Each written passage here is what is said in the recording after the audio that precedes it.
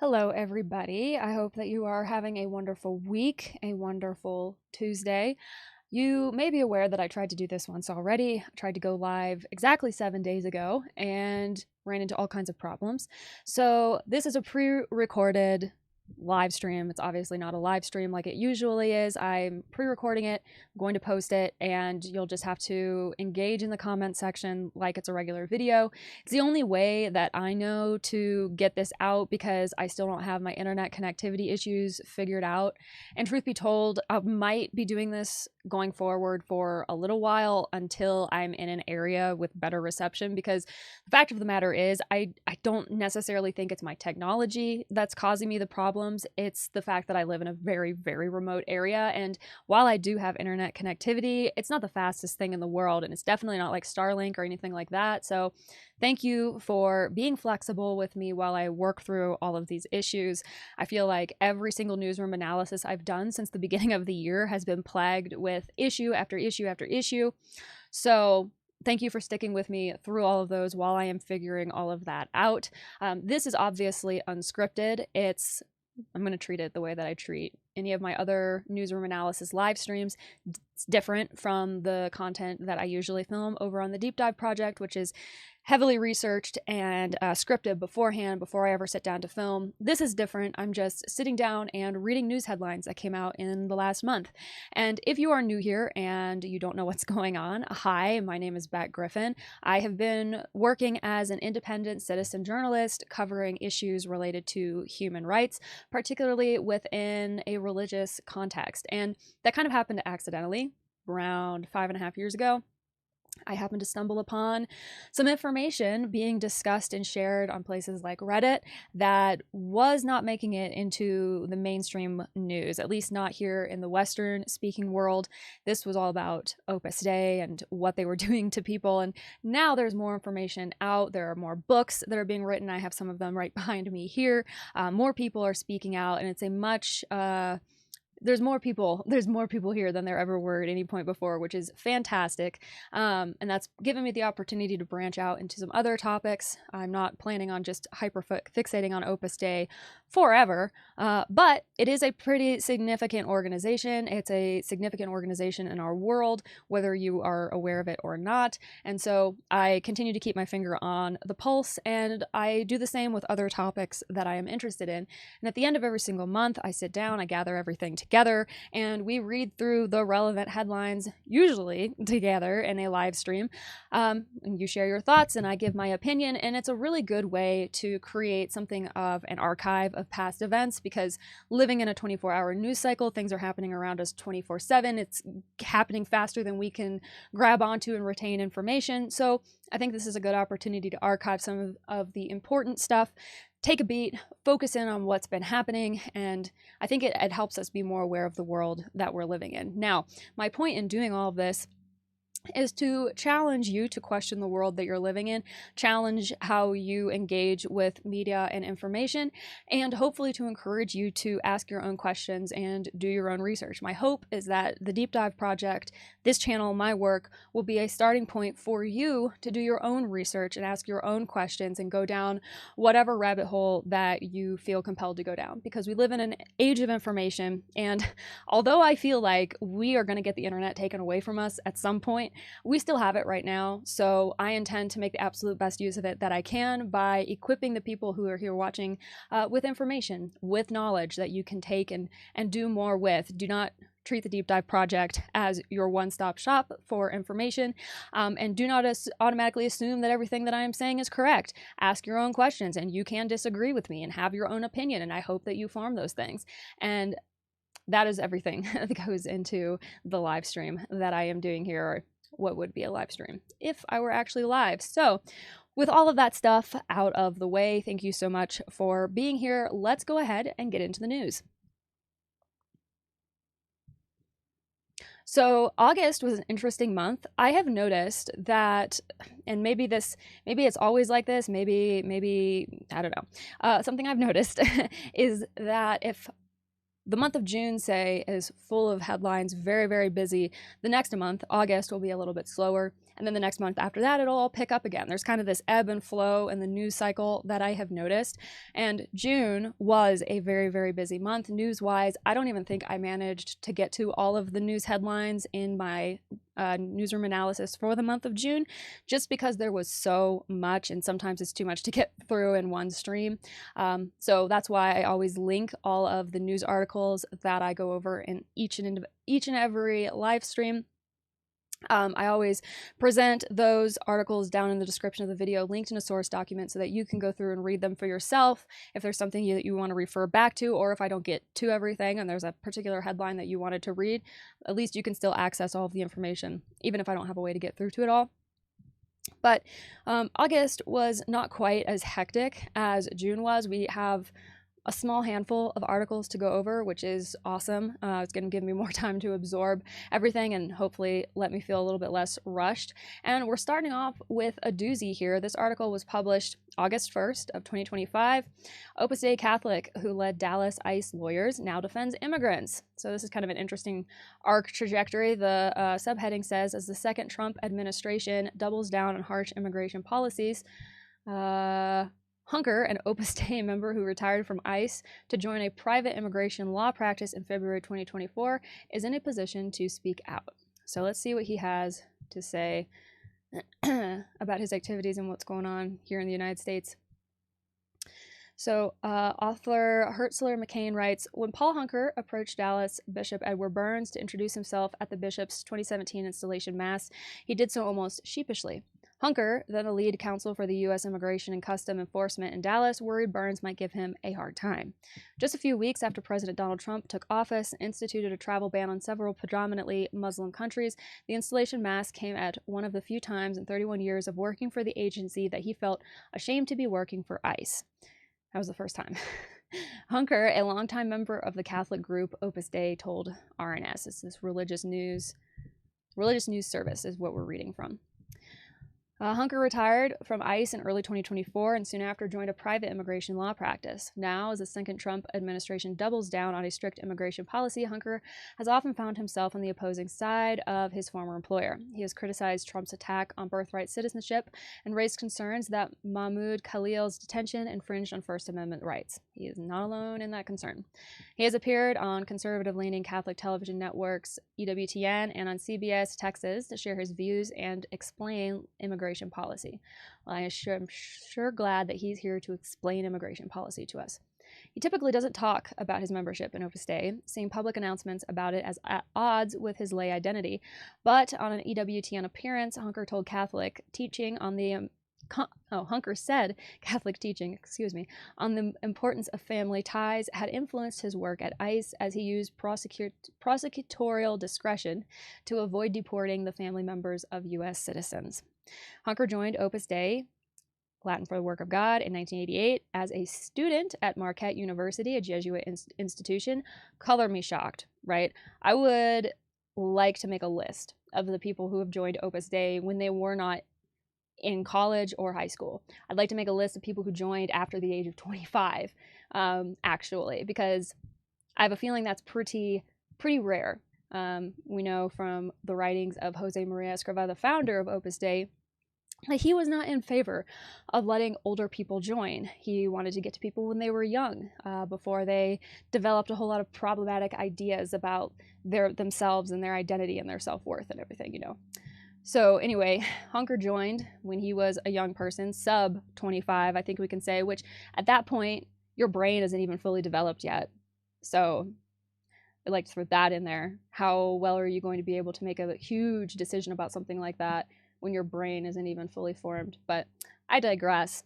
So he devoted his life to a primarily lay Catholic group, finding resonance in its emphasis on achieving holiness through ordinary work done well and in the teachings of the founder, St. Jose Maria Escrivá, about living one's faith in the world. Before that, he said his relationship to Catholicism had been intellectual, but in Opus Dei, he learned to practice the faith well. We're trying to serve and love other people and do my work well and do it as an offering, Hunker said. Opus Dei is well known for its connections to highly placed prelates and conservative politicians, and recently infamous for allegations of human trafficking. It has also been accused of propping up Spanish dictator Francisco Franco and influencing President Donald Trump's policies through support for Project 2025.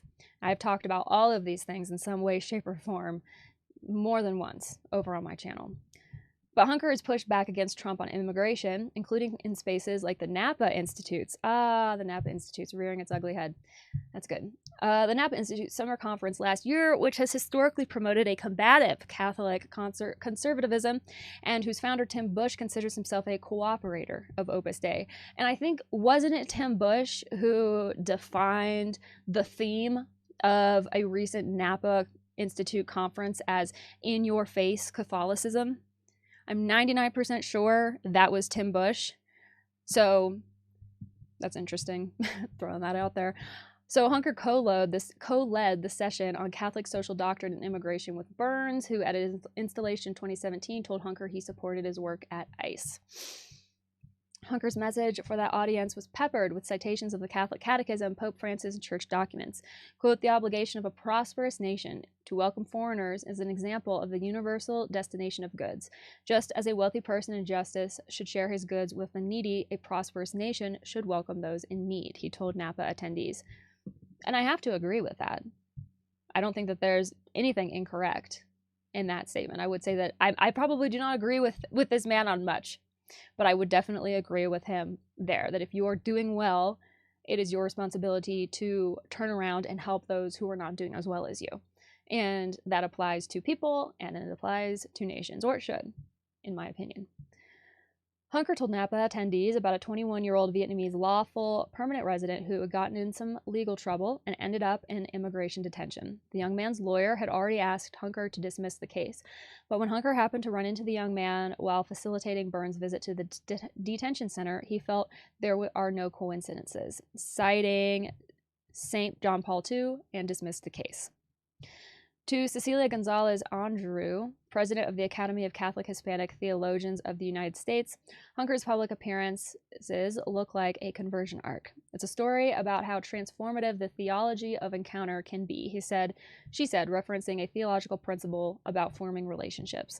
I would have never wanted anyone to be a part of the ICE system, but since he was, okay, so now he has the opportunity to really make reparations, says Gonzalez Andrew, a theology professor at Loyola Marymount University. And I apologize in advance for the names and proper nouns that I may mispronounce in this video. This is pretty much a first reading for me, for every single one of these articles. So I apologize if I don't nail the pronunciation on every single name. But conversation isn't how Hunker tells it. Conversion. He doesn't disavow his time with ICE, instead framing his move into private practice as a new challenge that made sense because he was eligible for retirement. Hunker, so it wasn't really about leaving ICE because he took fundamental issue with the way that the federal government has been conducting business. He just had to retire. But okay, I guess it doesn't detract from anything positive that he is doing now. He was quick to criticize the Biden administration, of course, telling RNS the previous administration's 100-day moratorium on deportations was crazy and imprudent. He also said Biden's expansion of parole programs, which gave temporary permission and work permits to new arrivals from certain countries, played into the resentment that helped re-elect Trump, as even other immigrants felt new arrivals were getting special privileges. Hunker says he has great affection for the agents, saying ICE employees in Dallas worked to reunify families, and that when they weren't constrained by the kind of inflexible guidelines currently in place, quote, we go after the bad guys, end quote. Quote, the agents I know, they respect people's rights. They're trying to follow the law, he said, adding, obviously, if some ICE agents misbehaves or violate someone's rights, they should be subject to discipline. Not only that, but I would also add in that just because something is legal does not mean that it is moral or just. The law is sometimes a step behind basic morals, basic human decency. We implement laws to reflect attitudes that we have, beliefs that we hold, that kind of thing. So a law isn't necessarily going to provide like the strictest moral guideline. You can be operating within the confines of the law and still be a completely debauched human being. So, but again, I am sure that I don't believe that, you know, every single person that works for the federal government is rotten to the core. Even the people who work for ICE, I do not believe that every single person there is rotten to the core. That would be a huge oversimplification. Just like I would never say and have never said that people within these religious groups that I talk about, that the people themselves are all rotten to the core, horrible human beings. That's not true. This is a very complex issue. That's a very complex issue. There is plenty of room for nuance. Polling shows support for ICE has plummeted as videos of violent detentions and masked agents go viral. Almost 4 in 10, 38% of registered voters support abolishing the agency, according to a recent civics poll. Other Catholic immigration advocates also voiced skepticism of the agency. Don Kerwin, Vice President of Advocacy, Research, and Partnerships for Jesuit Refugee Service USA, said ICE is pushing the rule of law at this point. Gonzalez Andrew said ICE is tearing families apart as an example of the banality of evil, which is not excused by simply following orders. Quote, "We can't say that, well, they're good guys, but they're doing evil things." She said, "What we are taught is you have to stop doing evil things and then you have to be contrite about the evil things." Still, both advocates said Hunker's background puts him in a position to communicate and serve in a way they cannot. Hunker is now on the Dallas Diocese Immigration Task Force as he and Burns work to reassure skittish immigrant Catholics that it's safe to go to Mass. The Trump administration is much more aggressive, but there can be undue fear out there, Hunker told RNS. "There's some risk, but maybe it's more likely you'll be struck by lightning than be arrested by ICE driving to church." It's okay, guys. Keep on coming to church. Keep on filling those pews. Nobody's going to come and get you. Come on in. Everything's fine. It's safe here. And oh, by the way, do you have $1 for our collection basket? The attorneys trying to help Catholics have less fear and make more rational decisions, like taking public transit instead of driving without a license, which could lead to an arrest and then ICE detention. Well, yeah, breaking the law is generally a bad idea, but hasn't it been shown? Aren't there well-established statistics and things now that show that immigrants commit fewer crimes than natural-born citizens, at least in this country? I could be wrong on that. Don't quote me on that. I haven't looked at that research independently, but I've definitely heard that before. Kerwin does not share Hunker's assessment of irrational fear. "I think that the people that are making those decisions are in the best position to know what the risk is," said Kerwin. He said that while risk can occasionally be exaggerated, the recent massive increase in ICE funding in the latest budget points to many more immigrants without criminal records being swept up in detention or deportation. Yeah, it literally doesn't seem to matter. Hunker told RNS he was also concerned about the budget increase, explaining he was worried the funding is going to lead a lot of people who aren't criminals or dangerous to society being arrested by ICE. Tim McManus, a senior organizer at Dallas Area Interfaith, McManus, I know that name from somewhere, an affiliate, maybe I've heard of this, Dallas Area Interfaith, McManus. Anyway, he's an affiliate of the Industrial Areas Foundation and said that Hunker has been a key ally to organizers who are trying to sort through new Trump administration policies, like a recent policy preventing migrants from leaving detention on bond while challenging their deportation. Hunker is just very clear-headed in his ability to project out what he thinks ICE counsel would argue, McManus said. Hunker's judgment has been really helpful as we've developed a legal representation strategy for people in detention. While Hunker says his values and faith haven't changed since he worked for ICE, crossing to the other side of immigration court has still been transformative for him. I bet. Before, he said he didn't fully appreciate how life-changing his routine decisions about a stay of removal or green card could be. Now, knowing his clients and their families, it's spectacular when he can get them that relief. But he's also seeing life get harder for his non-citizen clients. Every day, attorneys like him are asking, what new horror comes down from the administration? So let me know what you think of that article down below. I thought it was kind of interesting. Yeah, give me your thoughts. This next article get this translated. This is about a young woman who was an Opus Dei numerary who left, and she's been sharing her story in Latin news media. I believe she also appeared in the Heroic Minute, the HBO Max docuseries about the lives of assistant numeraries, specifically inside Opus Dei, which if you have not seen that, you really need to. It's quite good. But this article, this is from lasexta.com. Headline says, Belen Gonzalez, former numerary after leaving Opus Dei, quote, now I am happy and I feel free. The young woman was part of this organization for several years as a numerary, a type of member who dedicates themselves completely to Opus Dei, physically or through salary. Furthermore, they are also not allowed to have a partner or marry. So Lasex's interview revisits with Belen Gonzalez. This is translated from Spanish to English on my web browser. The translation is not perfect, so I will be dealing with that a little bit. It can kind of mess up some of the grammar and gender and everything on some of these words, so just bear with me. But Belen Gonzalez was a young woman who was a numerary of Opus Dei from 2011 to 2016. In her case, she told Ropero she was recruited when she was very young through some friends. In 6th grade, upon leaving school, her friends began attending a club run by this organization. This sparked curiosity in Belen, who asked to join them. That's when I began to have more contact with the centers, she explains.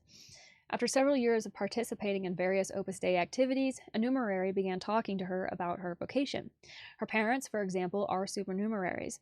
When they began to discuss what role she could play within Opus Dei, she indicated that she wanted to be a supernumerary because she wanted to be a mother. They told me, Belen, that would be a partial commitment, and you have to make a total commitment as a numerary, she explained to Ropero. Belen explained that being a numerary means giving yourself completely. Furthermore, having this status meant that her family was the Opus Dei, and she wouldn't have the opportunity to marry or have a romantic relationship. The young woman decided to leave Opus Dei because she couldn't take it anymore. One day, she became very ill and managed to get herself taken to a hospital, but she couldn't tell the psychiatrist that she was a member of Opus Dei because it was taboo. Quote, I knew my body was telling me that that was it, she said. For Gonzalez, the hardest part of being part of this organization was discovering that it was all a lie. Belen explained that there are people who manipulate you like a puppet. In her life, being part of this organization affected her relationships, as they were toxic relationships in which she accepted things she shouldn't have. This made her realize that she always fell into the same relationship pattern, and that until she healed the wounds Opus Dei had allowed her to form, she couldn't have a relationship. I said, if I stay silent, I won't evolve, she added. Belen explained that after leaving the organization, she feels happy and free. So I wanted to share that, one, because there are not a ton of people who are kind of in the like millennial Gen Z age group as of yet who are speaking out about their experiences in Opus Dei. There have been a small handful, like the alumni who were featured in the ABC Four Corners documentary about the Opus Dei schools in New South Wales, Australia. And obviously El Menudo Heroico also featured some young people, but it is predominantly a slightly older crowd who is usually the ones speaking out about this. But that doesn't mean that it's only an older crowd that's been impacted, right? As Belen's a perfect example. She's somebody from my generation. I think we're probably within 5 to 6 years of each other in terms of age. And she's had a negative experience as well. She alleges having a very negative experience, and to the point where it made her physically unwell. So I wanted to highlight that. I wish all of the happiness to Belen, and I hope that she is living a life that is thrilling and happy and satisfying. And if she would happen to see this, which I don't know that she ever would, but Belen, if you would ever happen to see this and you would like to come on and tell your story to a North American audience, I would be more than happy to have you on. But regardless, I see the work that you're doing. I see your advocacy and your bravery in speaking up, and I have huge props to you in that. All right, moving right along. So this is an interesting one. This Hakuna group music, I've been kind of seeing stuff about them for probably the last 12 months or so, and this was kind of just the first article that I felt like had enough information that it might be kind of interesting to discuss here. This is some type of a Opus Dei apostolate that I've never seen before. If that's really what it is, we'll read the article, and you can give me your opinion. And if you've heard of this group or know more about it, definitely sound off in the comments. So this Hakuna group was going to be performing at the Miguel Rios Auditorium in Rivas on September 6th. That's obviously past now. This was published on August 3rd. The city council believes that the Catholic group generates a unique appeal. So the Miguel Rios Auditorium will host a concert by the musical group Hakuna on September 6th. Tickets are priced between 30 and 36 euros. Hakuna group doesn't have predetermined singers or musicians, so on occasion they've performed in 2 cities at once. There are a few of us in each city, they explain on social media. The Rivas concert will be the biggest concert in our history. The Rivas City Council states in the contract that the motivation for the concert, quote, is motivated by the social and cultural interests of the event itself, end quote, which I don't know what that means. According to the council, the group would be one of the groups that attracts the largest number of families and youth audiences worldwide today, generating a unique appeal for the people of Rivas and the surrounding area. Furthermore, the City Council believes that Hakuna Group's international promotion will bring indirect and direct income to the city's commerce and hospitality industry. This declaration of general interest is a requirement for the activity to be held in the Miguel Rios Auditorium according to the city's tax regulations. For circuses, theaters, and other public performances, the relevant council must declare this interest in order to authorize the activity. So Hakuna paid the City Council almost 44,000 euros for the use of the event. It also includes a fee for occupancy of the auditorium for 7 days, so it's not a cheap thing. The contract signed between the promoter and the Rivas City Council estimates revenue of 1.2 million, what is that, pounds? 1.2 million from ticket sales and the auditorium's bars. A maximum capacity of 34,020 people is established. Wow. So Hakuna Group, we're going to get into the meat and taters of it, is a part of the Hakuna Project, founded by then Opus Dei member Jose Pedro Maglano. Now, this is interesting. Legally, as explained on their website, Hakuna is a private association of the faithful approved by the Cardinal Archbishop of Madrid. Hakuna is also linked to the Daughters of Merciful Love Association, HAM. This religious group was recently intervened this summer by the Archdiocese of Madrid. The objective, they point out, is to redirect fundamental aspects of such as the governing structure, the training plan, community life, and spiritual guidance. Huh? So is it like a big church service? The allegations against him include heresy, sexual abuse, spiritual abuse, and abuse of authority, according to El Diario. Let me see if we can look at that one.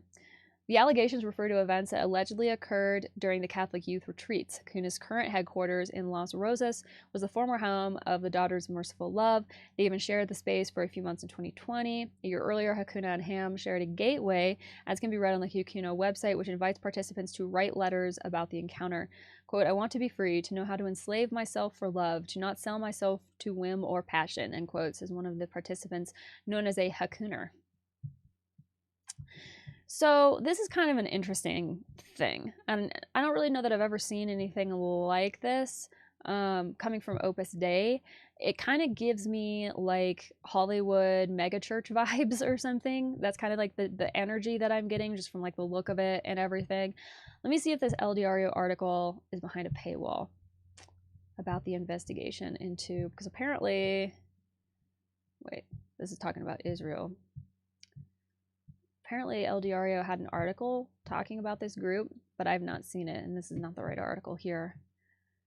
Let's see. Let's do Control F and see if it's buried. Nope, it's not even on here.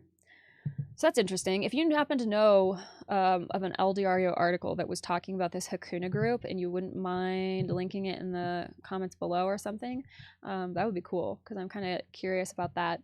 And if you know anything more about this Hakuna group just in general, definitely sound off, because I think it's really interesting. It's an interesting thing for Opus Dei to be doing. So I'm kind of curious to see what ends up happening with that. All right, next article. Tim Pocock says, "The truth will set you free." I just got Tim's book in the mail. It's right here. I haven't even started reading it yet because I'm reading another one for another interview that I'm going to be doing, but it's on my shelf waiting to be read, and I cannot wait to dig into it. So Tim Pocock is an actor. He was also in the ABC Four Corners documentary because he's an alumni of Redfield College, which is the Opus Dei boys' school in New South Wales. And now he's written this book about his experience being gay in Opus Dei, which I'm sure you can imagine is not pleasant. So this was published August 2nd. Tim Pocock's story is one of courage, authenticity, and quiet revolution.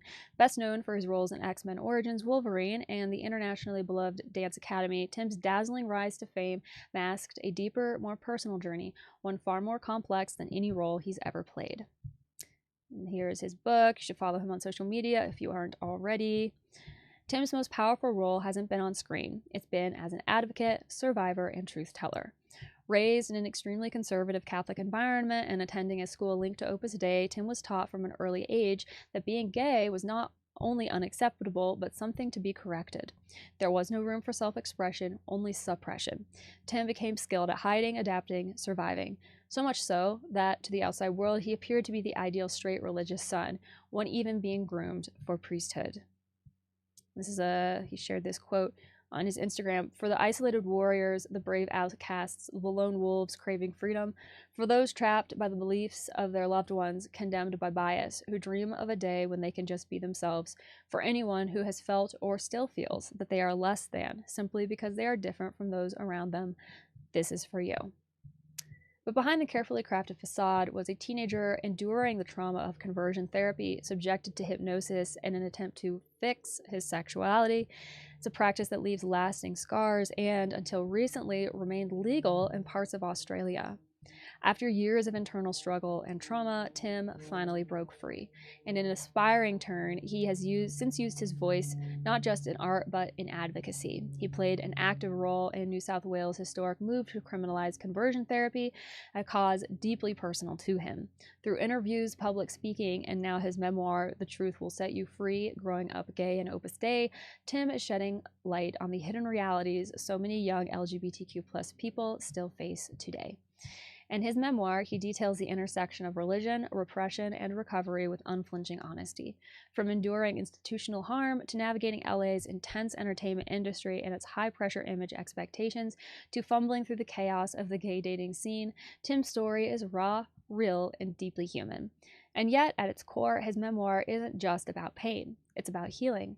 It's about choosing to live boldly, even after being told you don't deserve to. It's about rediscovering the self you once had to bury. For the countless LGBTQ+ youth still in hiding, still living under the weight of shame or rejection, Tim's message is profoundly hopeful. There is a way through. There is joy, there is freedom, and there is nothing more powerful than embracing who you are.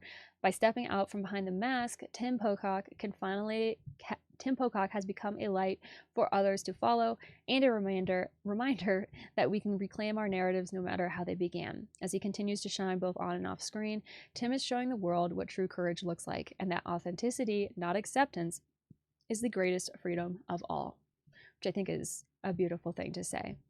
So if you are not following Tim on social media, please go and show him some love.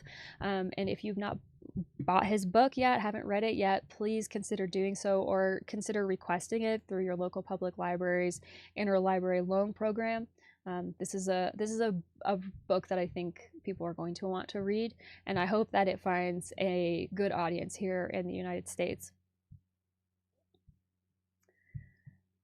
Let me go ahead and close some of these old articles so that I'm not getting through stuff that I already read. Okay. All right, moving right along. So this article was published, doesn't have the date, August 7th. The book I Will Serve You is presented in La Plata, a work that reveals how Opus Dei exploited its followers. This Thursday, August 7th at 8 p.m., journalist Paula Bistagnino will present her book, I Will Serve You, Te Servere, as part of the series Conversations Between Journalists. webpage freaked out on me and refreshed. Let's see. The event, with free admission, will take place at the Esquina America Cultural Center, located at 71st and 18th Street, La Plata. Published by Planeta Te Servere, delves into Opus Dei's ties to economic, political, and intellectual power in South America, with a special focus on Argentina, which is very timely. Vistagnino reveals how this organization operates in the shadows of power and its strategy for profiting from one of the continent's largest fortunes. Founded in Spain in 1928, this hierarchical institution of the Catholic Church, whose name means work of God in Latin, has a mission of spreading a profound awareness of the universal call to holiness and the sanctifying value of ordinary work, according to its website.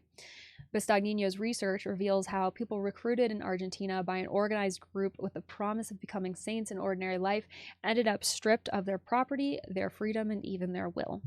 In a painstaking study that lasted years, the researcher recounts how, in 1950, at the height of its power during Franco's dictatorship, Opus Dei began its expansion plan in South America. A Uruguayan family living in Chile was key to the growth of the work in the southern cone. The Legionaries Gainzas, prosperous mining entrepreneurs, were contacted by the first numeraries and priests sent from Spain by Jose Maria Escrivá, founder of Opus Dei, who, in their expansive movement, quickly became well known. Here's Paula here with her book. I'm thinking that I'm going to buy a copy of her book, even though I am not fully fluent in Spanish yet. I've been studying Spanish for the last 3 years, trying to just become more comfortable with it, become more familiar with it. It'd be great if I could get to the point where I could speak it a little bit, because of the fact that I do deal with so much Latin media and everything, and I want to be able to communicate with people who are in Latin America doing this really, really good journalism work and support their effort. And I think I'm just going to buy her book, even though it's in Spanish, and even though it'll take me a long time to get through it and read it, just because I want to support her work. And I don't know, maybe I could buy it on Kindle. I wonder if Kindle has some type of like translation thing that I could potentially use. I'll have to look into it. But anyway, here's her book, and do support her work if you can. Follow her on socials. The relationship between the work and the family soon proved very fruitful. The matriarch first joined Opus Dei, followed by her children. The youngest of the five, Elena Gianoli Gainza, became a teenage numerary and lived under the commitments of chastity, poverty, and obedience for over 60 years until her death in 2021. She was the most important woman in the women's branch in Argentina, having arrived in Rome and its greatest benefactor. Hundreds of millions of dollars came from her businesses and personal fortunes to enrich the organization's civil associations. Wow. What a catch for Opus Dei, right? This is like an Opus Dei wet dream right here. 3 weeks ago, the Argentine federal court charged Mariano Fazio, the second in command of Opus Dei worldwide, with slavery and human trafficking, using evidence provided by Paula Bistagnino's investigation, detailed in her book, which is an award winner of the 2025 FOPIA for journalistic investigation. During this Thursday's conversation, key questions will be addressed. What is Opus Dei? Where is it located? Who are its members? How does it operate in our country? And more. The presentation is part of the series Conversations Between Chroniclers, organized by journalist Laureano Barrera, who will discuss the content and research behind this work with the author. This is the second session of this project dedicated to the intersection of journalism and writing, which began on Thursday, July 31st, with a presentation by columnist Alejandro Sezolovsky. It's worth noting that the sessions are open to anyone interested in the topics discussed, which is cool. I think it's a really cool thing that they're doing.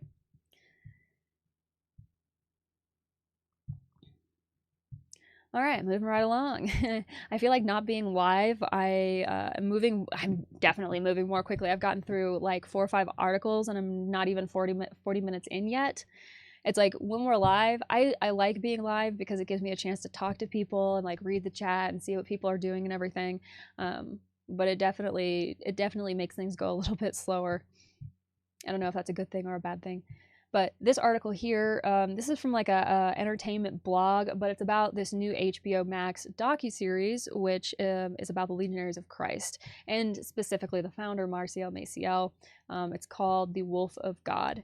So Here's everything you need to know about the HBO Max original. If you haven't heard about it or seen it yet, this will give you some good info to go off of. And if you have seen it, let me know down in the comments below what your thoughts are on it. Seems like somebody at HBO Max is like very interested in covering these issues and presenting these stories and everything, which is very cool, and I hope they keep it up.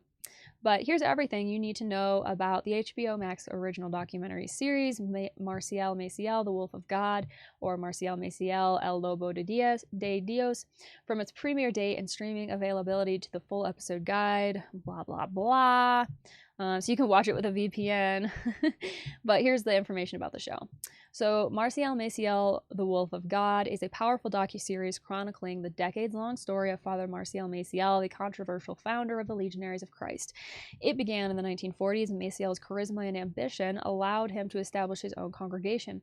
As the years progressed, his influence spread across Mexico, Spain, and Italy, attracting followers and powerful allies. By the 1990s, Maciel had solidified his position in the Catholic hierarchy, using his ties with John Paul II to expand both Legionaries of Christ and Regnum Christi. Beneath this facade lies a disturbing pattern of abuse, manipulation, and corruption. The series delves into the church investigation that threatened to expose him and the systemic structures that protected him. With compelling storytelling, the show reveals how one man's reach extended beyond religion into politics and power. So this premiered on August 14th, so it's available now. The central characters in this are Marcial Maciel, John Paul II, the members of the Legionaries of Christ and Regnum Christi, church investigators, and survivors and whistleblowers. So it seems like they dotted all their I's and crossed all their T's in getting this thing together. There's 3 episodes in the first season. The first episode starts in 1940s Mexico, kind of sets the groundwork for how Maciel created the Legion of Christ, and then the second episode goes into the 1950s, follows Maciel expanding into Spain and Italy, and then episode 3 is the 1990s and what he did as international scrutiny mounted to protect himself from exposure. Marcial Maciel was a Mexican Catholic priest who founded Legion of Christ and Regnum Christi. He became known as a gifted fundraiser and recruiter, but was later revealed to have sexually abused at least 60 minors, fathered multiple children, struggled with addiction, and maintained a hidden double life. So you can watch it. They've got some information here. If you're interested, you can access this down below. Here's an FAQ, various question answers about the timeline of events. The first question is this series based on real events? Yes, it is. Sorry to say. How many minors did Maciel abuse? I mean, they say at least 60 boys and young men, but it was probably more. Let's just be honest. Was Maciel disciplined by the Vatican? Yes. In 2006, Pope Benedict XVI ordered him to retire from active ministry and live a private life of prayer and penance, but he did that without defrocking him. So you let me know what you think of the Vatican's handling of the Legion of Christ. My opinion is that they could have done more, should have done more, and they didn't. Why was Maciel protected for so long? He was a powerful recruiter and acquirer of funds. And there's the 2 things that the Catholic Church needs to keep going are people to fill its ranks and money to lubricate their activities. So Maciel was really, really good at both of those things, which is why he was embraced by John Paul II and given so much leeway and, at the end of the day, protected from scrutiny. Alrighty, next article. How many do I have left, I wonder? Let me see here. I got a few. So, this is from Serva Media. This is a Latin news site. This is from the Society section. This is about Alboreta. Wait a minute. Let me make sure. There were a few that ended up in here where I was looking through them when I was creating my source document. And I was like, I don't know if I want to talk about all this stuff. Let me scroll through here. This might have been one of the ones where I was like, it's interesting, but not interesting enough. Yeah, we're going to skip this one. But if you want to read it for whatever reason, it's linked in the source document. All right, Info Bay. Here we go. So this was published on August 13th. It's coming out of Peru. This is about somebody who's kind of becoming infamous on this channel, and I have more to say about him in the very near future. Rafael Lopez Aliaga will meet with Pope Leo on September 17th, confirms Juan Luis Cipriani's brother. So this is a weird headline to me for a number of reasons. First, we have Rafael Lopez Aliaga, who is the mayor of Lima, who has ties to Opus Dei, who is apparently cordial, close friends, perhaps, with Juan Luis Cipriani, who is a scandal-ridden member of the Catholic Church, and he's going to see the Pope. And this scandal-ridden cleric, Cipriani, his brother, is the one that's weighing in and confirming whether or not the mayor of Peru is going to meet with the Vatican. This is just it's a weird situation, in my opinion. But the mayor of Lima is met now, this is in the past, at the Vatican as part of a European tour that includes events with Spanish authorities and the Peruvian community. During the trip, he seeks to raise funds for the emergency water program in Lima. Oh, so this is almost like a gotta go kiss the ring type of thing. The mayor of Lima, Rafael Lopez Aliaga, will hold a meeting with Pope Leo on September 17th at the Vatican, according to what Javier Cipriani, current executive of the Lima Foundation. Oh, so that's why he's in here. He's also a who's who, and brother of Cardinal Juan Luis Cipriani, accused of sexual abuse. In an interview with Canal B, the executive detailed the mayor's agenda in Europe. Quote, "We are organizing a dinner in Madrid. It's the second time we've done so. The Spanish authorities who govern Madrid are invited. President Isabel Diaz Ayuso, Mayor Jose Luis Martinez Almeida, the mayor of Badajoz, the president of Extremadura, the Marquis of Pizarro, and various authorities from that region," he noted.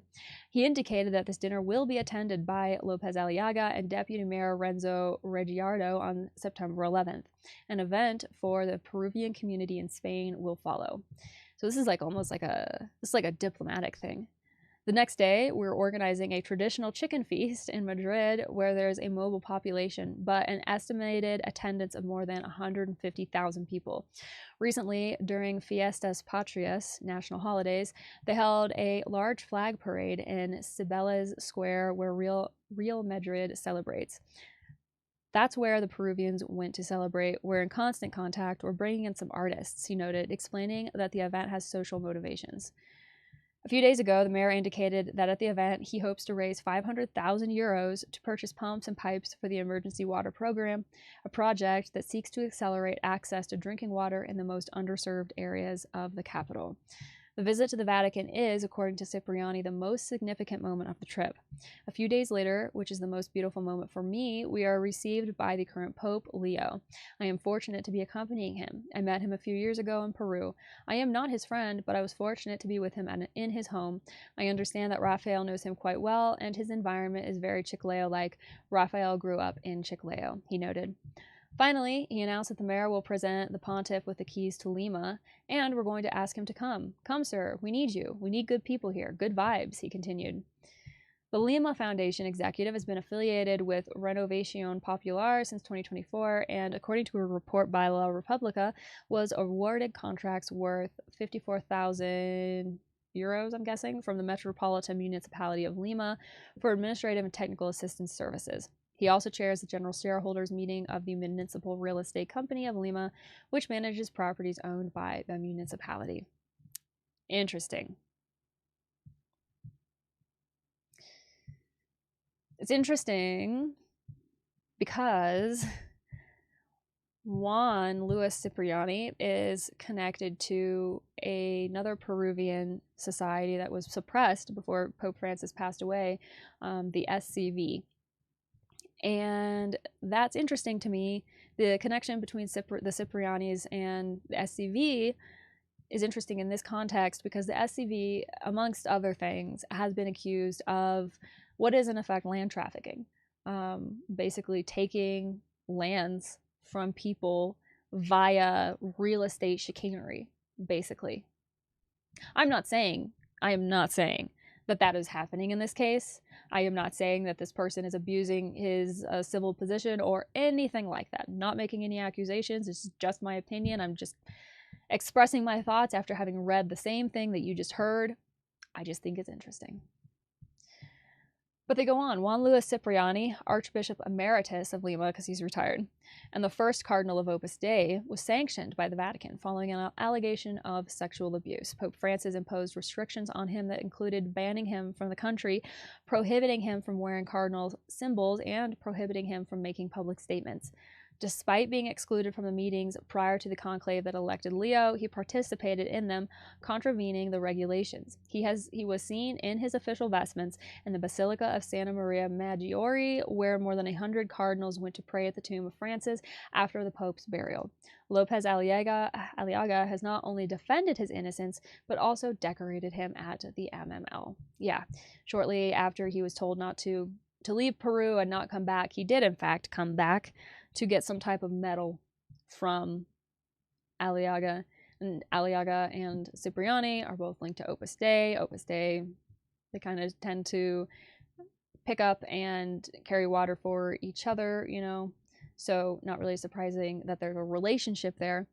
It was very interesting after Pope Francis died to see him turn up in Rome wearing his official attire. There's like a picture of him standing like kind of in the crowd of wherever this basilica where Francis was interred, and he's standing there like, and I think the casket is kind of in the frame too, and he's just standing there like looking at this casket. It's a really, really interesting picture. And I think a lot of people were thinking with Pope Francis out of the way, they were going to be able to get on with business as usual. But then they elected somebody like Pope Leo, and of course the jury is still out on him, in my opinion, as to whether or not he's going to be the change that the church needs to see. But he's certainly not the type of like hardcore conservative individual that I think people of this ilk might have been gunning for. So that's kind of interesting too. But yeah, he's still around, he's still hanging out, he's still thick as thieves with Aliaga, and now Aliaga is going to go to the Pope, and hopefully, what is the Pope supposed to be raising funds? So maybe hoping the Vatican's going to give him some money for this venture, which would be interesting. Yeah, let me know what you think. Next article. So this is from Hortaleza Periódico Vecinal. Obviously a Spanish news site, published August 14th by Raul Carnicero. The headline says, the city council will transfer a plot of land in San Gennaro to a foundation linked to Opus Dei. The Madrid City Council has put out tenders to a 15,000 square meter municipal land plot in San Gennaro, where the Via Norte Laguna Foundation will manage a palliative care center for people with cognitive impairment for 75 years. Of 75 years? I'm not sure. I think the translation there got messed up. But on June 6th, the public tender for the 75-year lease, the maximum permitted by law, of land located between Niceto Alcala Zamora Avenue and Fernando de Rojas and Isabel Clara Eugenia streets closed. That same day, the municipal government of Jose Luis Martinez Almeida explained in its explanatory memorandum that the reason for this tender was related to the request for this land by the Via Norte Laguna Foundation. Surprisingly, City Hall technicians valued the plot at 503,000 euros. I think that's euros, barely 33 euros per square meter.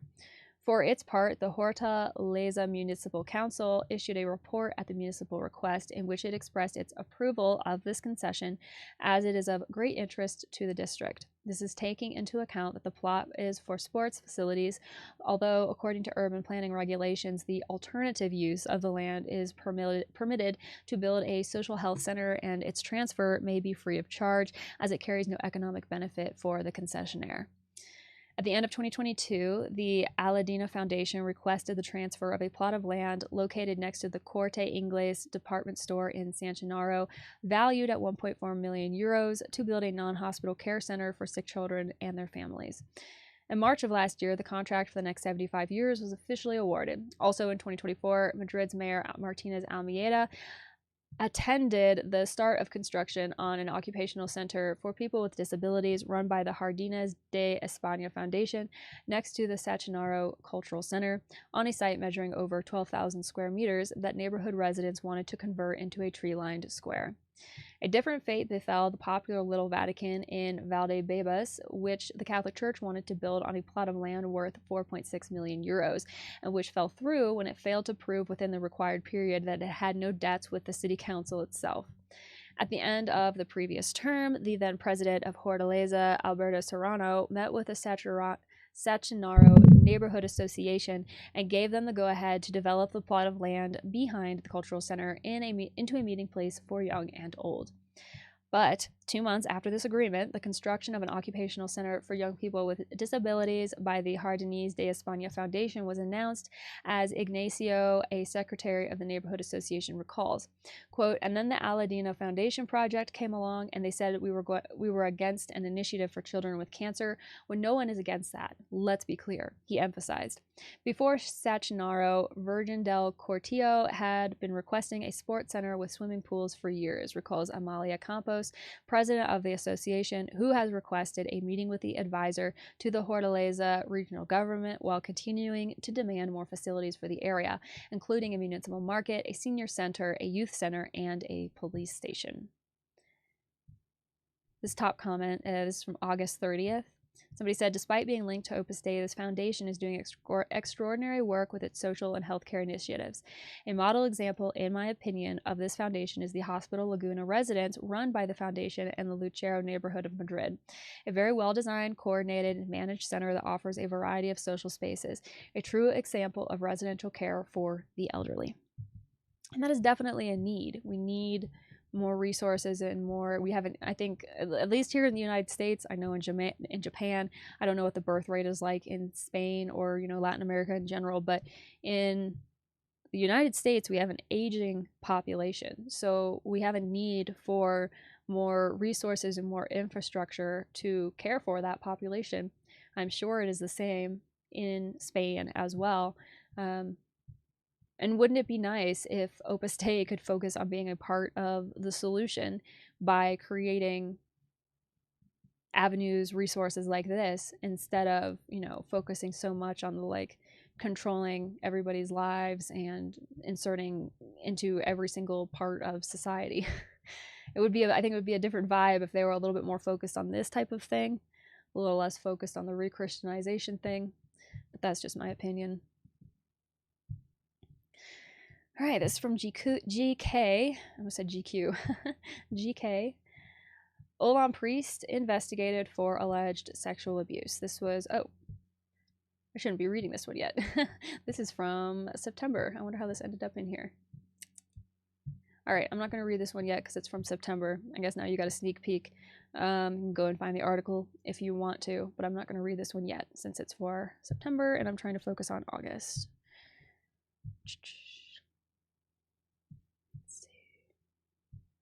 Sometimes it throws me off because they'll post an article in the month of August and then they'll go back and they'll update it and it'll say it has a September update.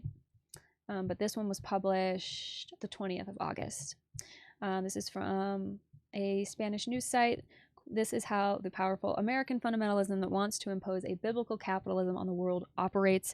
We delve into Washington's most influential religious organization with the author of The Family.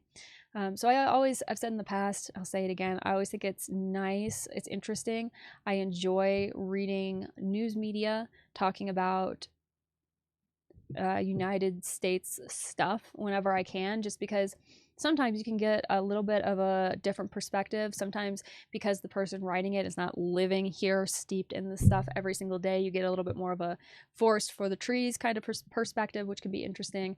It's also interesting just to see how things that are happening here in this country are being perceived in other parts of the world. I think that's interesting. I want to know about that kind of thing, just in the interest of being informed.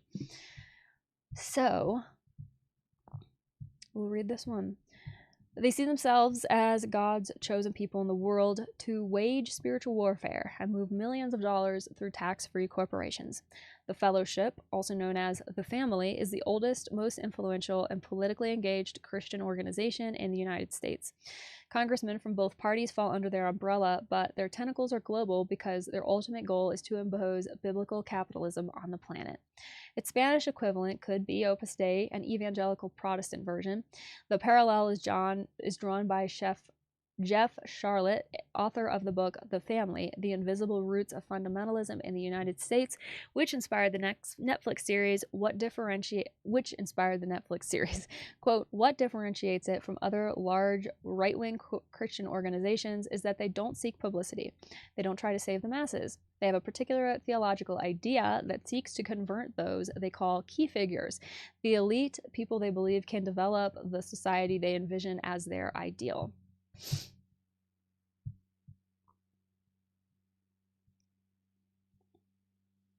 And the rest of us, we can simply live in it, he adds. The journalist and writer visited the organization's headquarters in Arlington, Virginia, and remembers it as a grand mansion with people from all over the world. The movement, founded in 1935, has a global aspiration, and this was evident among those present, from diplomats to heads of state, many of whom wanted to network. Quote, it's an international center with sophisticated and educated people, but they aren't or don't act the way fundamentalists are expected to act, Charlotte says. Faith and religion shape American politics and society, and the family influences the elites who run the nation. They want to wield power and build the Christian kingdom on earth, but their dogmas don't always come from the Bible or represent a strict interpretation of it. Their idea of religion is much simpler, Charlotte explains. When they started, their first mission was to oppose organized labor. They considered it offensive to God. They then promoted what some members of the organization privately called biblical capitalism. This idea was that capitalism is something anticipated by the Bible, and that's not true. The Bible doesn't predict it at all. Another example is that most of its members don't attend Mass. The relationship of each of them with God is determined by what they call a cell group. They are made up of North American congressmen and also parliamentarians from other countries. They are groups organized by 6, 8, 10 men, not much more, and only men meet and discuss what Jesus wants of them. The reference is not the Bible. The main reference is the idea of Jesus as a strong man, as an authoritarian figure. The line of arguments on which this movement is based is the truth of Jesus and his strength. That is, for them, the only truth.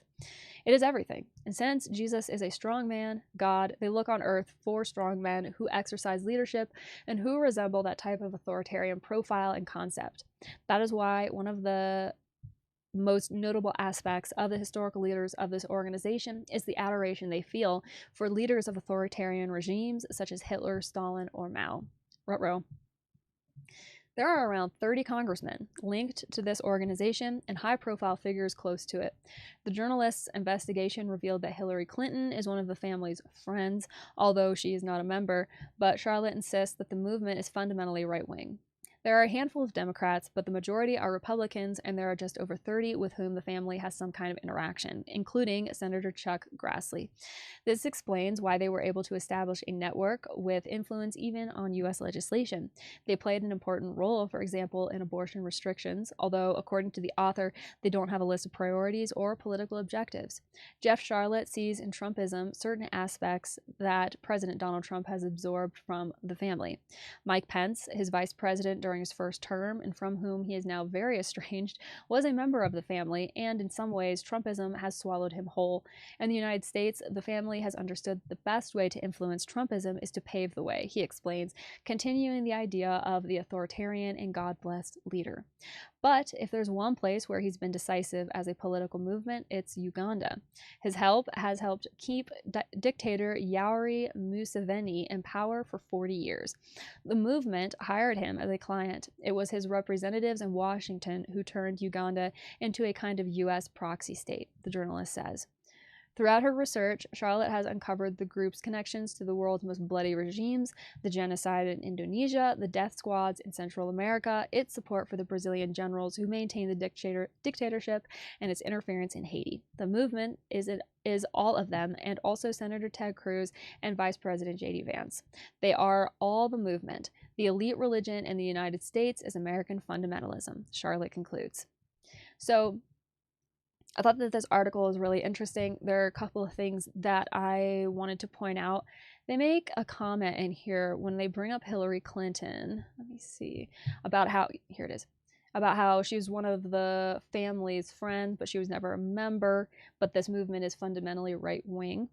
I think this is a great opportunity to talk about something called the horseshoe theory, which is one of my new favorite topics that I like to think about, and I've watched some research about it and reading some things, and I think there's real merit for it. It's really interesting.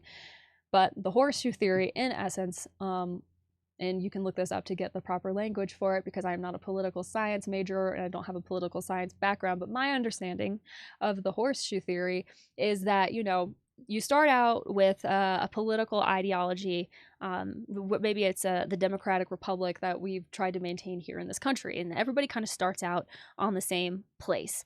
And then over time, you know, you have the fracturing and the changing of political ideas, and people move in different directions, go kind of away from each other. You have people going further to the left on one side, and you have people going further to the right on the other side. And over time, that continues to happen, and it keeps happening, and you get more and more and more extreme on either side of the spectrum, because that's just the way that it goes, until everything kind of, the right over here and the left over here, they kind of end up in the same place. They're on their own separate trajectories, right? But they're in the exact same place. They are directly parallel with each other, and there are far more similarities in these extremism type far right, far left political movements than there are differences. And I think that that's really interesting, and I think you can see that evidenced in the fact that, you know, you have people who've traditionally been on the left, like the Clintons, associated with an organization that is being described, or a movement, the family, that's being described as far right. Well, they're kind of different flavors of the same brew at this point, I think. And I think that's really really interesting. And was there something else in here I wanted to point out? I think it's interesting. Oh yeah, they say the Spanish equivalent of this family could be Opus Dei. And I think that that's a really important thing. Whoops, how do I get out of here? I think it's a really important thing to highlight, because I get people in my comment section all the time who really want to blame every problem, every political opinion, every action that they don't like on Opus Dei, or the Jesuits, or the Freemasons, or fill in the blank. Put your boogeyman of choice in there.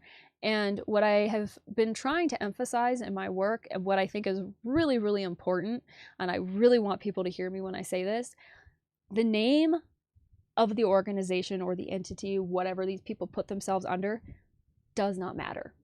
Do not get hung up on the names. Do not get hung up on the apparent differences between these different groups, these entities, because it really doesn't matter. At the end of the day, you're talking about the same animal.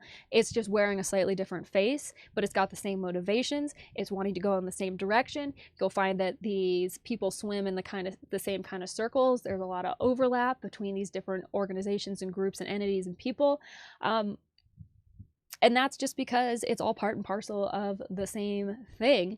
And I think we should avoid trying to pin all of the blame or all of the responsibility on any one organization, because then it becomes a matter of, oh, well, we just need to do away with this organization or this institution. We do away with it, none of these problems will exist anymore. And that is fundamentally not true. All of the problems that we are contending with today, we have, as a human race, I believe, have been contending with since the beginning of time, and we will continue to contend with it for the rest of time.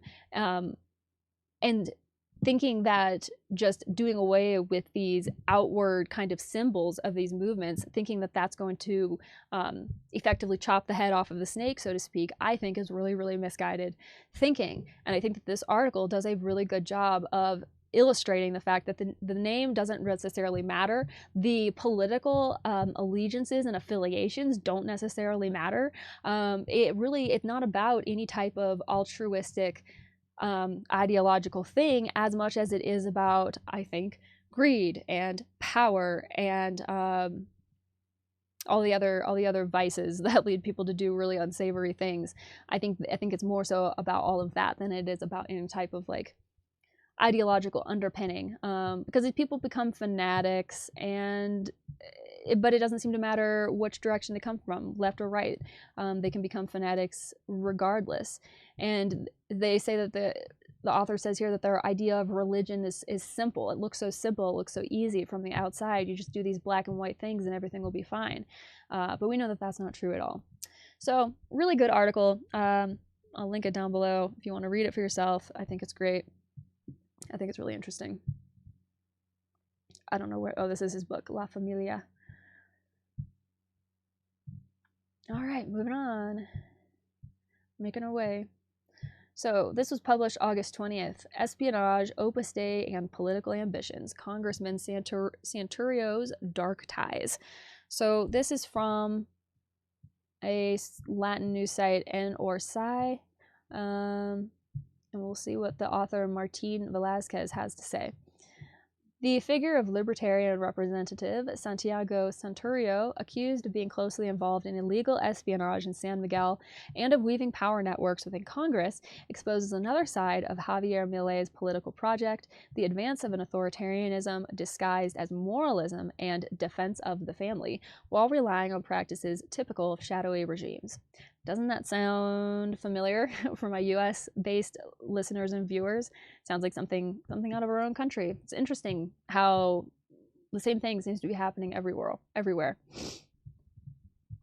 But this says, the scandal that erupted in the Ministry of Human Capital over bonuses and the political crises that left Sandra Pettivello reeling not only became a headache for Javier Milei. The storm also shakes the foundations of La Libertad Avanza and places Santiago Santurio at the center of the scene, a until recently unknown deputy who now emerges with boundless ambitions, supported by the most extreme sectors of the party and by Carina Milei herself.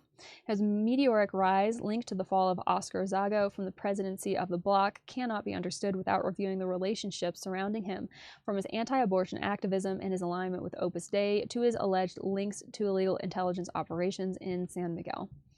The plot is dense and dangerous. Santurio, president of the Ciudadanos group, presents himself as a champion of the rights of the unborn child under the slogan Family First, a banner that Javier Milei already waved at the far-right Vox Congress in Madrid. But behind this moralizing rhetoric lies shady relationships that connect him to Federico Salvatierra, Director of Judicial Support for the San Miguel Municipal Police. This is not merely an institutional relationship. Within the local force, they claim that Santurio sponsors him, and that he is even the true mastermind behind the office from which, according to the internal complaints, surveillance and intelligence gathering are conducted on residents of the district. So we're talking about dirty police work. Salvatierra's record is not exactly that of a security specialist. The agents themselves sarcastically describe him as a shoemaker in the Army cavalry, someone without adequate training who nonetheless wielded excessive power thanks to his ties to Santurio. The testimony is compelling. He would call Santurio and a raid would follow. This process, which turns a congressman into a direct operator of police procedures, exposes an authoritarian framework that should scandalize any republic worthy of its democratic status. The scenes described by the officers are straight out of an illegal intelligence manual. On one occasion, a patrol car was sent at 5 a.m. to harass a worker who turned out to be a simple meatpacking store employee. Days later, the same thing happened to a Union for the Homeland activist who was handing out flyers on the street. This was pure political persecution disguised as security operations, and it's no coincidence that those within the force speak bluntly. They call the municipal police Nazis, a term that encapsulates the persecutory logic behind these maneuvers. These are not isolated incidents. Santurio's rise within La Libertad Avanza is closely linked to his ability to build parallel structures, exploit other people's crises, and present himself as a solution to the problems the ruling party itself creates. While Pettivello flounders amid accusations over multi-million-dollar contracts with the OEI, Santurio maneuvers with the ambition of securing the education portfolio with the endorsement of Martin Menem and the protection of the president's sister. Milei's new man in Congress makes no secret of his intentions to build his own power at any cost. The ties to Opus Dei are no small detail. Santurio landed in the libertarian heartland thanks to Nahul Sotelo, the Buenos Aires representative who likes to present himself as a representative of that ultra-conservative Catholic organization openly hostile to Pope Francis. This ideological alliance explains the marriage of anti-abortion rhetoric, the exaltation of the traditional family, and the advance of social control policies reminiscent of the methods of the dictatorship's intelligence services. It is the return of old shadows in new guise. In Congress, Santurio's figure generates unease, even within the ruling party. Although no one dares to provide concrete answers, the suspicion is shared. His influence grew after Zago's fall, and, according to a legislator from an allied bloc, it was no coincidence. Zago's ouster had 2 chapters, and both point to Santurio as one of the masterminds behind it. The result was the unanimous promotion of Gabriel Bornoroni to bloc leader, a move that ultimately consolidated Santurio's position. The problem for Millet is obvious. Every time a scandal erupts within the ruling party, the threads end up leading to figures like Santurio, willing to play in the dark, using faith as a facade and illegal intelligence as a tool. The contradiction is brutal. A government that presents itself as a champion of freedom relies on leaders linked to practices of political persecution and police manipulation. The cynicism is laid bare in all its magnitude. In San Miguel, the residents know what it means to have a police force under the control of political enforcers who pretend to be spies. The officers' accounts are a snapshot of a parallel power that operates above the law and responds more to political interests than to citizen security. There, Santurio doesn't appear as a simple legislator. He's the shadow boss, the one who sets the tone, the one who resolves everything. A dangerous projection of what his arrival at the Ministry of Education or any other national government body could mean. Millet's ruling party seems to be living with this tension. While it attempts to portray itself as a government of renewal and austerity, evidence mounts that its cadres are associated with the worst of the old politics: illegal espionage, political persecution, excessive personal ambitions, and an absolute disregard for democratic institutions. What's at stake is not just the future of a minister or a legislative bloc, but the direction of a project that, beneath the guise of freedom, hides practices characteristic of the most rancid authoritarianism. The question that remains unavoidable is, how much longer can Millet sustain leaders like Santurio before the mask finally falls off? Because if defending freedom and the family involves spying on activists, persecuting workers, and manipulating the police like a Praetorian Guard serving political interests, then what the government is proposing is not freedom, but an increasingly besieged democracy. So I thought that was really interesting. My hat's off to Senor Velazquez for writing such a good article. I think it's got some really good information in there and some good details.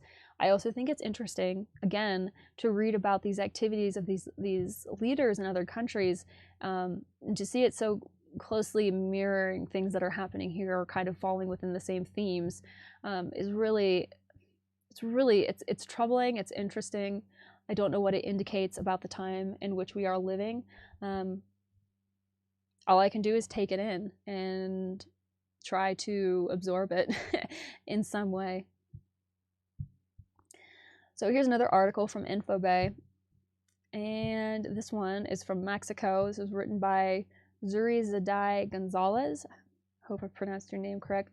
The headline is, "What is Opus Dei and how does it relate to what Marcial Maciel did in Mexico with the Legion of Christ?" It's a very good question, and one that I asked myself when I did my research into the Legion of Christ.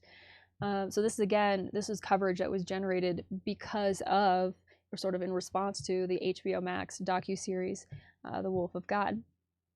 So on August 21st, the 3rd episode of the document series arrived on HBO Max. The series continues to reveal the many facets of the founder of the Legion of Christ, considered one of the most controversial and powerful figures in the Catholic Church in the 20th century.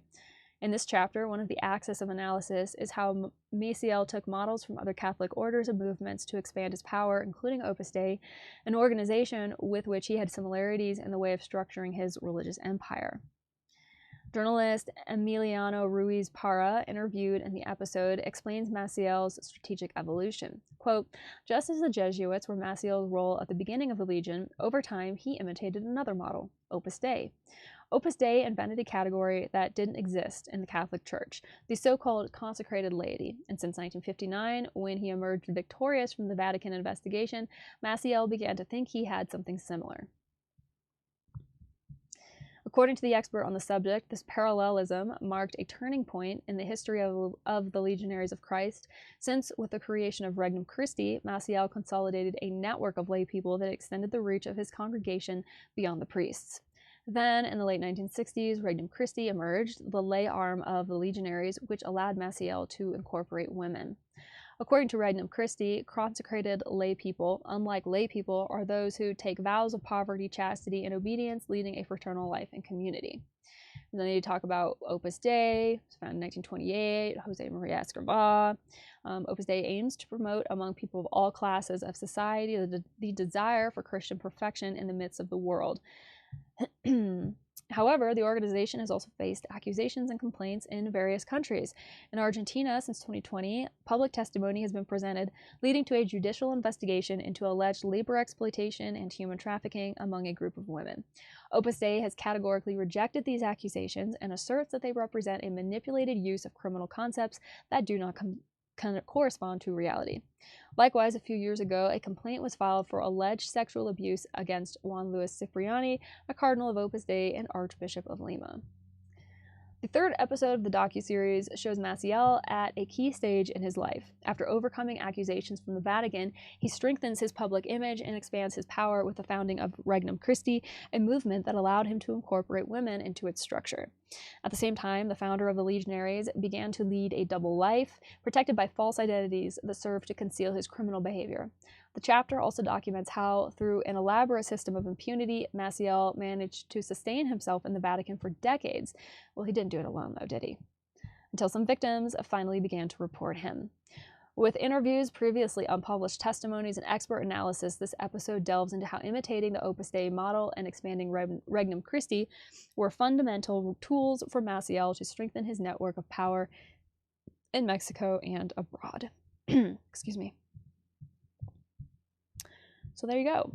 There are definitely similarities there, and it's interesting how many different religious organizations really seem to be envious of like the whole Opus Dei model of operation and how Opus Dei has managed to place itself in the church today and everything.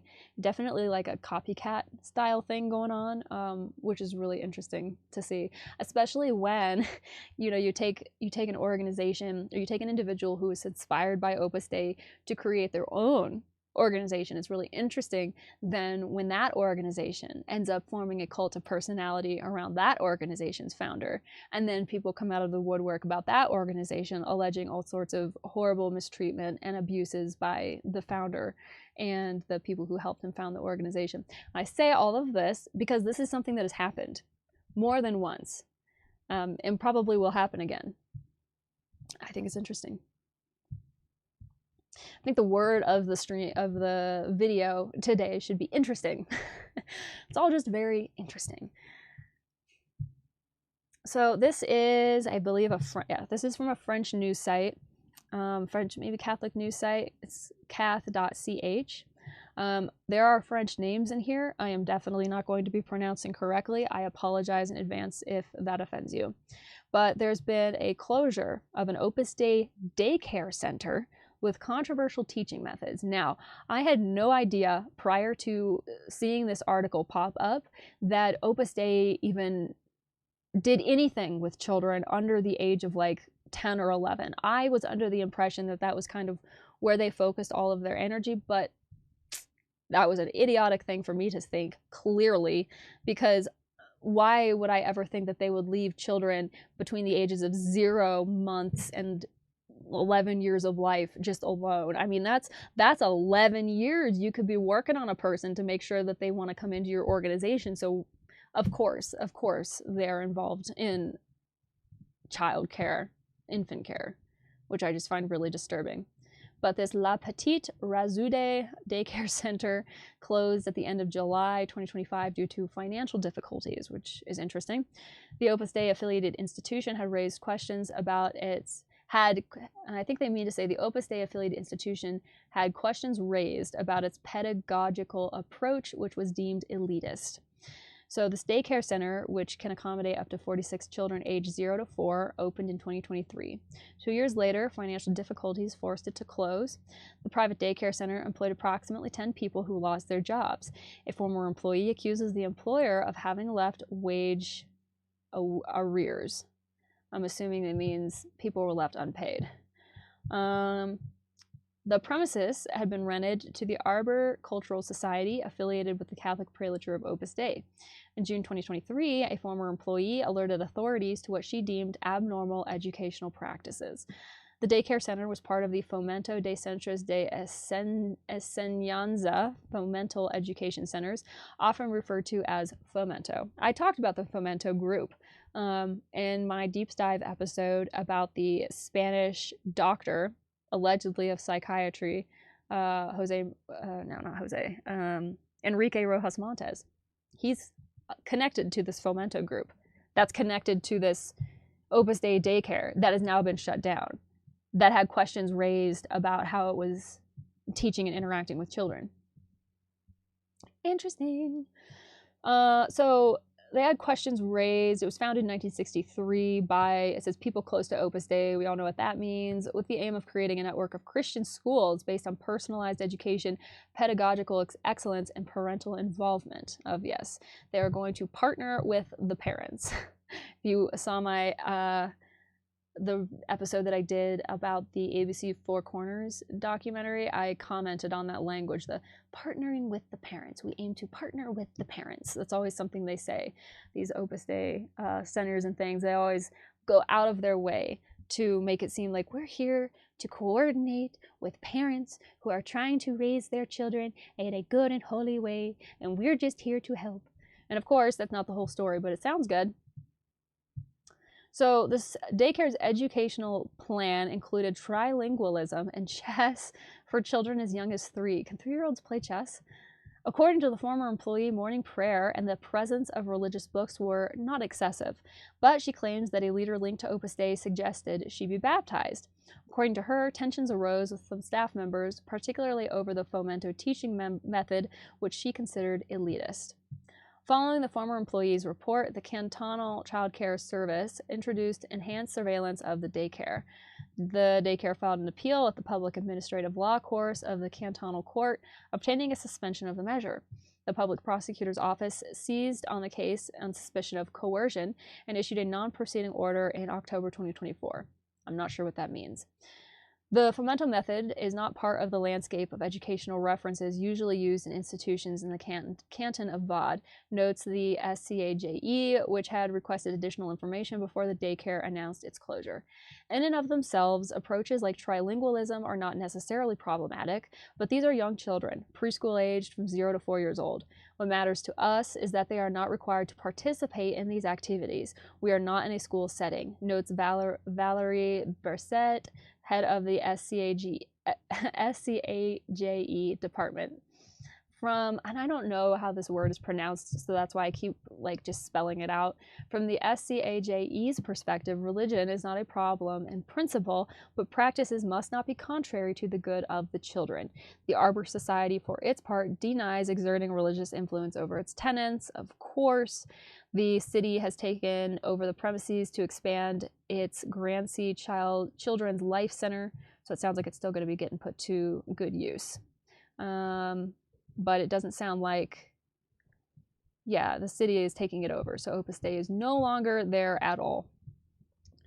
So let me know what you think about that. Let me know what you think about Opus Dei being involved in childcare like this. I find that off-putting. All right, here we have an article from Africa, and it's from, what is this, the CNA, Catholic News Agency, I think, on their African news site. It's a service of EWTN News. So this is something that's going to be pro-Opus Dei efforts. And I think this is interesting. I think there are some things we can take out of this article. I think it's pretty easy to determine or deduce why this conference in Kenya is getting so popular. Bidu Care, which when I was reading this, it's everything in me not to just call it Bidu Care, conference, started in Rome, arrives in Kenya with focus to move beyond aid and paternalism. This came out August 31st from Nairobi, author Agnes Ania. The daycare, a conference started in Rome in September 2022 to move beyond aid and paternalism, is set to be held in Africa for the first time in October at a 3-day event that the Kenya-based Strathmore University of Opus Dei is to host. Opus Dei has a huge presence in Kenya. Huge. Born with the 28 to 30 September 2022 meeting in Rome with preparation for the 100th anniversary of Opus Dei and the 20th anniversary of the Harambee Africa International, a Catholic development initiative promoted on the occasion of the canonization of Opus Dei's founder. daycare has so far been staged in Sao Paulo and will have a third stage in Nairobi from October 1 through 3. HAI Communications Officer Rosella Miranda told ACI Africa that the event will gather entrepreneurs, researchers, cultural leaders, academics, and civil society representatives from Africa and beyond. The goal, she said, is not just to discuss challenges, but to co-create practical solutions for inclusive and sustainable growth. daycare is more than a conference, Miranda told ACI Africa on Friday, and added, it is a journey that began in Rome in 2022, continued to Sao Paulo in 2024, and will now reach its third stage in Nairobi in 2025.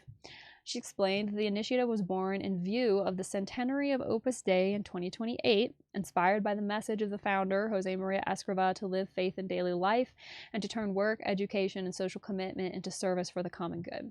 And daycare, B, stands for start with purpose. C stands for act with meaning, while D stands for act with meaning, while C, care, stands for culminate and authentic care for others. You mean to tell me that the only sentence that starts with one of the words, B should start with a letter that starts with B, in my opinion. Do should refer to something that starts with the letter D, and care at least starts with culminate in. daycare suggests that true change comes from being intentional, acting responsibly, and genuinely caring for people and society. Highlighting the importance of the envisioned Nairobi event, Miranda said it will be a special moment to bring together people from Africa and beyond around youth, education, work, dignity, and sustainable development. Themes for the event have been structured around youth unemployment that, according to organizers, is one of Africa's most urgent challenges. Other themes include inclusive education systems, environmental sustainability, infrastructure development, as well as rethinking international partnerships. On reinventing partnerships, daycare proposes moving beyond aid and paternalism to models of cooperation that respect dignity, culture, and aspirations of African communities. Among speakers selected for the conference is Archbishop Anthony Muheria of Kenya's Catholic Archdiocese of Nyeri, a member of Opus Dei. So this is basically just a big ol' Opus Dei event, right? This daycare thing is just a big ol' Opus Dei party, is the impression that I'm getting. Let's see. On day one of the conference, participants will engage on the topics Africa in 50 years, challenges and opportunities, telling the African story, and nurturing a culture of translating research into impactful policies. There will also be education-themed workshops on the day of the conference. One of the envisioned workshops on this day is titled Overcoming Educational Barriers in Low-Income Communities. The theme for the second day of the conference is work. Some of the topics planned include how companies can improve competitiveness, future of work, shaping leaders for the evolving job market, and bridging skill gaps for employment.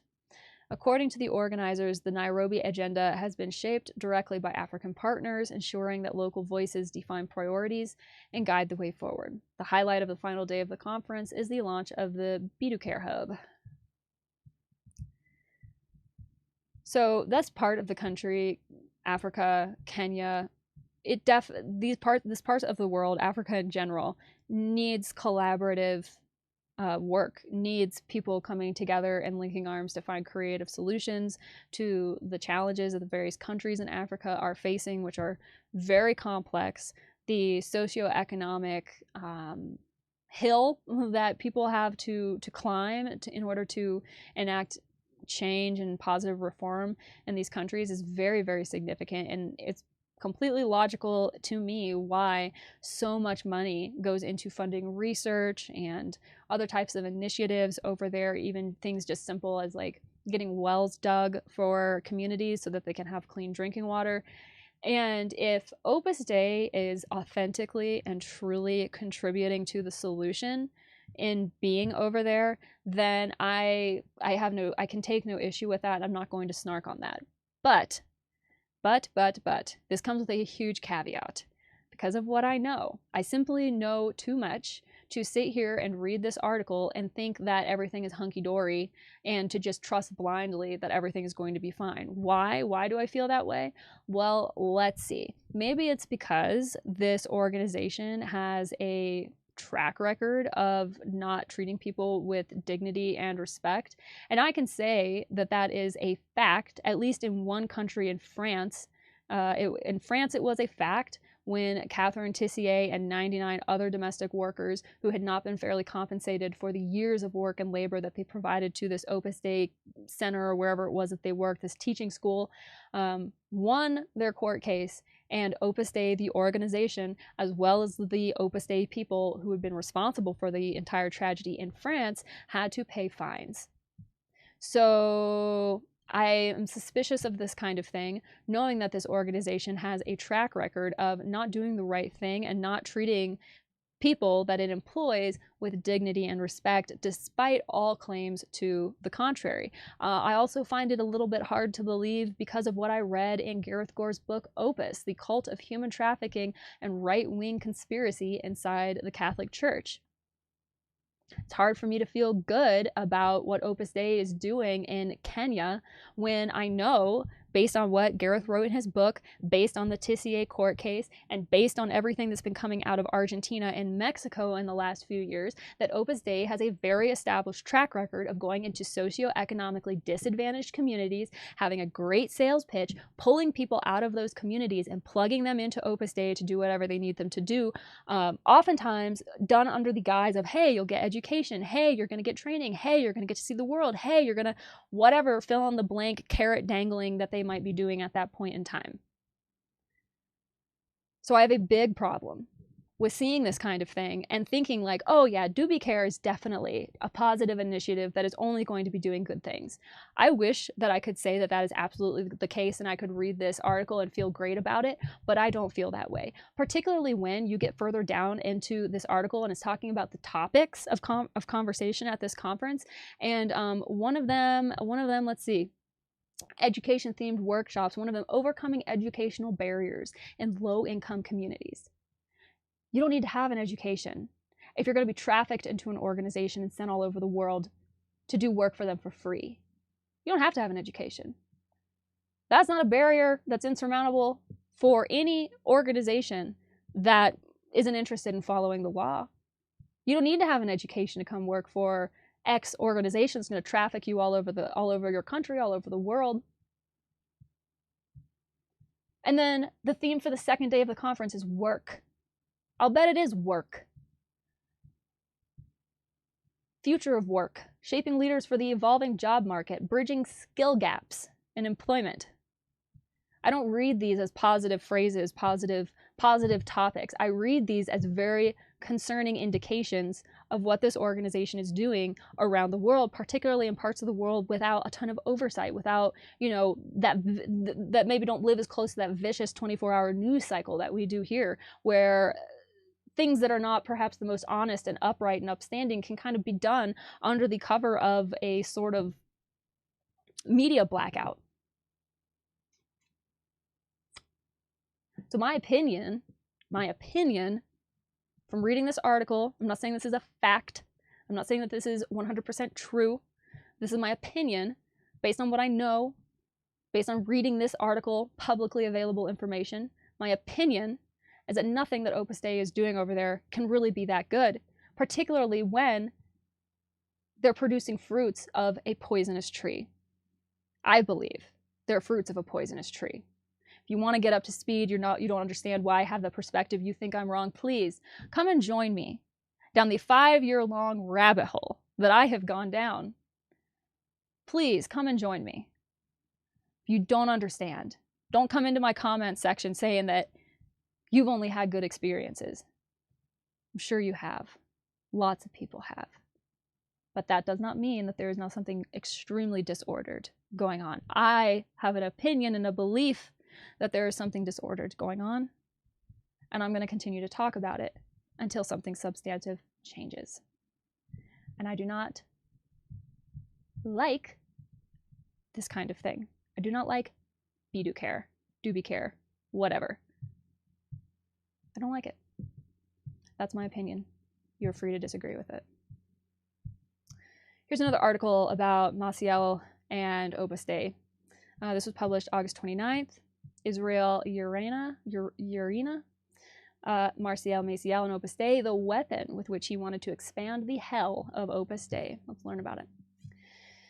The HBO Max series Marcial Maciel, The Wolf of God, continues to expose the criminal's Machiavellian way of thinking, showing how he even copied the Opus Dei scheme to continue to remain unpunished for the abuses he committed. Although both institutions shared the Catholic ideal of holiness in lay life and the recruitment of committed faithful, Maciel adapted this approach with a more closed approach that amplified his control over members. In this way, he was able to conceal his abuses. Join us to learn how the Wolf of God, founder of the Legion of Christ and Regnum Christi, relied on Opus Dei and was able to exploit it to get away with what he did. So he started off with, what is Opus Dei? How did Maciel replicate the Opus Dei framework in the Legionaries of Christ?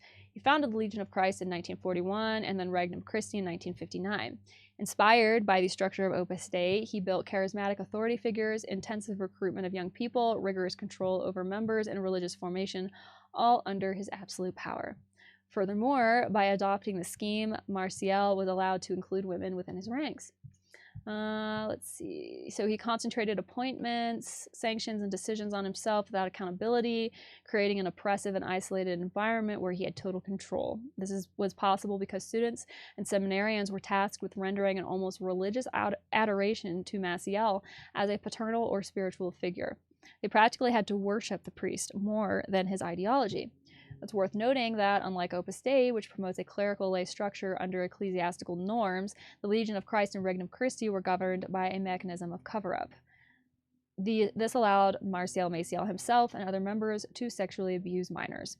Evidence indicates that between 1941 and 2019, at least 175 cases of sexual abuse were recorded. Of these, 60 were committed directly by Maciel, all of this through the cover-up of at least 5 popes. Not just John Paul II, 5 popes, and however many decades that was.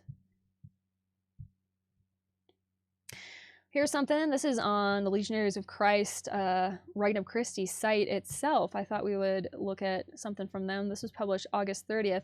And, you know, I've mentioned in the past, I like to keep an eye on real estate stuff because I think it's interesting. Kind of circles back to the comment that I made earlier about land trafficking. But when you're talking about organizations that are worth billions of dollars, it's very common for you to see them tie up their funds in real estate, in non-liquid assets.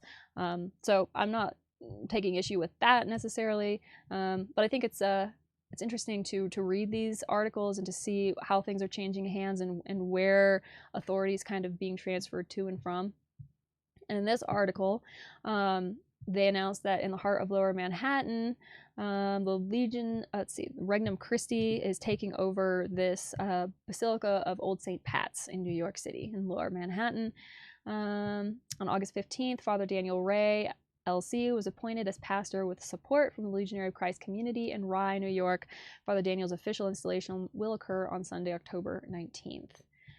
Says Father Daniel, he said, "We're really honored that Cardinal Dolan would entrust the care of the Basilica to us." He said that, who hopes to put the charism of Regnum Christi at the service of the parish in an even deeper way, making the church a home for the RC mission in Manhattan.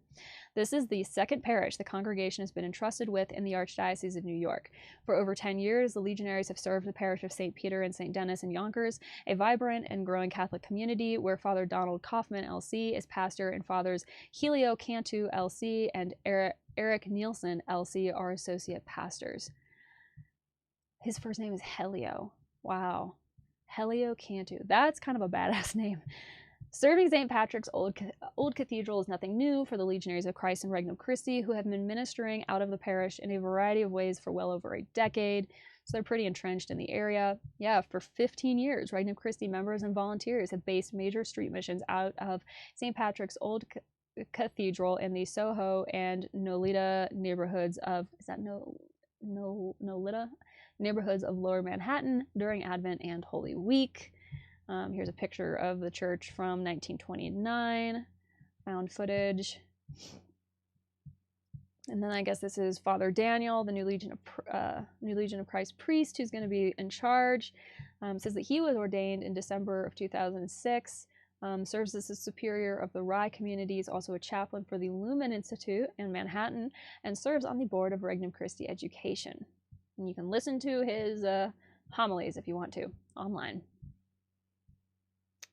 Interesting. So if you've had experience with either the Legion of Christ or Regnum Christi, I'd be very interested to hear what you think of this. And what you think, I have noticed, although I don't have a lot of it in here just because it's not super relevant. I like to throw 1 or 2 articles like this in every newsroom analysis, but I don't want to like focus exclusively on it.